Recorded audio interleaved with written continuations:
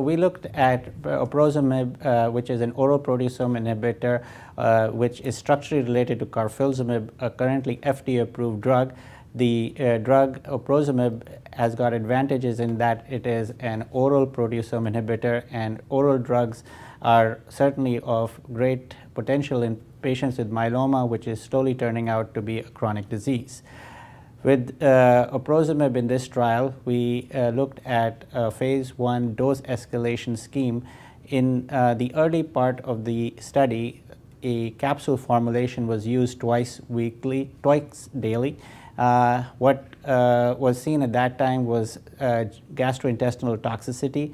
At that point, the formulation was switched to a tablet given once daily, and the majority of the cohort that I reported on was accrued thereafter. A further amendment was subsequently made more recently when the formulation was changed once again to an extended release formulation based on FDA guidelines for the reduction of variability in dissolution profile of the drug. Also, a stepped-up dosing was introduced, and the trial that I presented was showing how the story has evolved over this period of time. Could you tell me about the patient group that you were looking at here? Sure. So this patient group was once again heavily pretreated. Nearly all patients had been exposed to proteasome inhibitors and immunomodulatory drugs. Quite a few of them were refractory to Oprozomib and also to carfilzomib proteasome inhibitors, and also quite a few were refractory to even pomalidomide, and certainly quite a lot of patients were refractory to lenalidomide. So what were the study arms that you looked at? So the study was a dose escalation study. There were two different dosing schedules. The drug was given in 2-week cycles.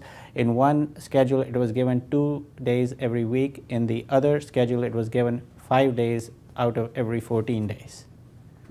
And what happened?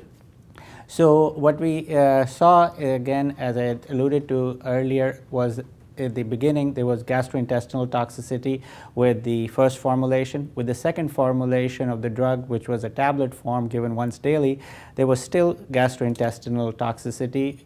What emerged was that with the introduction of the stepped-up dosing, perhaps a signal of better tolerability on gastrointestinal tract, and certainly the drug is active. The drug showed responses in a significant proportion of patients, even in the phase 1 portion of the study.